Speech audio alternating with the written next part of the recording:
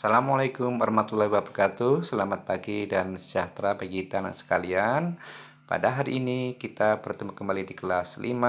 Kita akan belajar tema 3, subtema 1, pembelajaran 3, muatan IPS dan PPKN.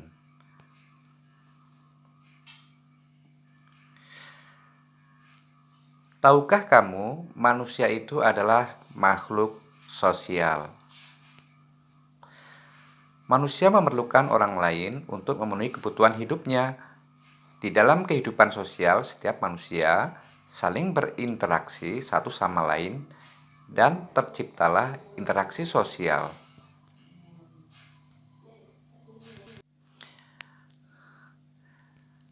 Apakah itu interaksi sosial? Interaksi sosial adalah hubungan timbal balik antara individu satu dengan individu yang lain dan sifatnya saling memengaruhi.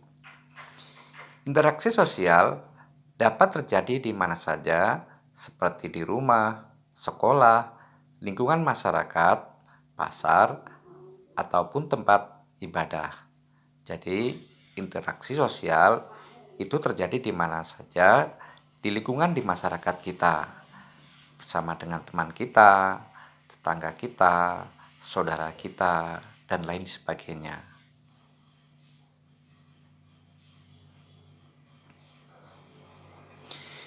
Interaksi sosial terjadi akibat adanya kontak sosial dan komunikasi. Kontak sosial adalah hubungan seseorang dengan orang lain, dan komunikasi muncul setelah terjadi kontak sosial.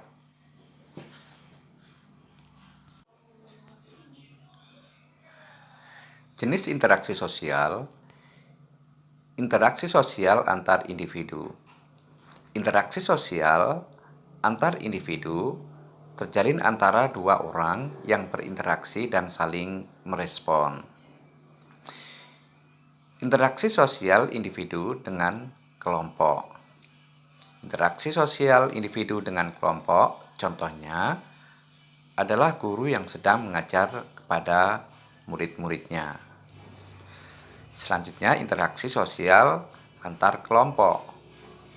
Interaksi sosial antar kelompok terjadi ketika suatu kelompok melakukan kontak dengan kelompok sosial lain. Contohnya pertandingan sepak bola.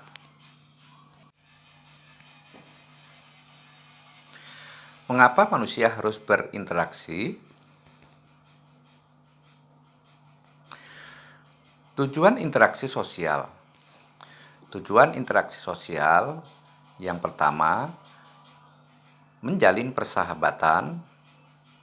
Yang kedua, memperoleh bantuan dari orang lain. Yang ketiga, menyelesaikan masalah bersama. Yang keempat, melaksanakan kerjasama yang saling menguntungkan. Yang kelima, merundingkan suatu masalah yang timbul.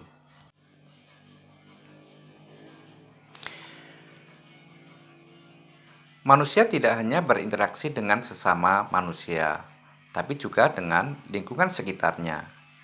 Interaksi ini disebut dengan interaksi dengan lingkungan hidup. Misalnya kita berinteraksi dengan taman yang ada di lingkungan kita, berinteraksi dengan kebun tanaman, kemudian hasil pertanian, dan tanaman-tanaman yang lain.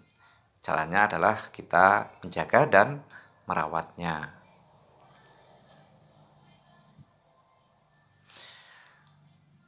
Nelayan berinteraksi dengan lingkungan saat melaut. Interaksi antara manusia dan lingkungan hidup di sekitarnya terjadi secara alami. Sesungguhnya mereka saling membutuhkan antara kita dengan lingkungan kita, baik dengan di lingkungan pertanian atau di lingkungan laut kalau misalnya kita kerjanya melaut, atau kita di lingkungan suasana di pasar, sehingga kita berinteraksi dengan lingkungan yang ada di sekitar kita. Nah sekalian, Selanjutnya perhatikan di hadapan kalian ada gambar dua orang anak yang sedang bercerita. Kemarin aku ikut ibu ke pasar untuk membeli ikan dan sayuran. Ternyata di pasar cukup ramai juga ya. Kemudian teman yang satunya menjawab, tentu saja di pasar banyak terjadi interaksi sosial antara satu sama lainnya. Keberagaman profesi seperti pedagang, petani, nelayan, peternak, pegawai, dan lainnya merupakan keberagaman yang harus kita syukuri. Karena adanya keberagaman profesi, kita bisa memenuhi kebutuhan hidup kita. Ada banyak keberagaman yang ada di masyarakat, baik keberagaman sosial maupun budaya.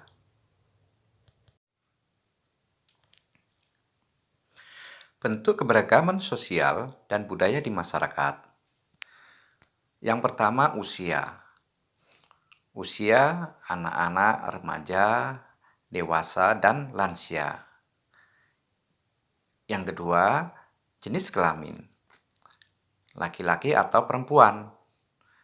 Kemudian pekerjaan, ada yang memiliki pekerjaan sebagai petani, peternak, pedagang, dokter, guru, pegawai, buruh, pedagang kaki lima, dan lain sebagainya. Kemudian budaya, yaitu menyangkut bahasa, rumah adat, pakaian adat, tarian, dan makanan khas.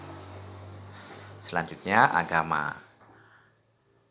Di masyarakat kita banyak sekali bermacam-macam agama. Ada agama Islam, Kristen, Katolik, Hindu, Buddha, dan Konghucu. Nah, anak sekalian, demikianlah yang dapat Pak Guru jelaskan. Semoga bermanfaat. Pak Guru ucapkan terima kasih. Sampai jumpa lagi. Wassalamualaikum warahmatullahi wabarakatuh.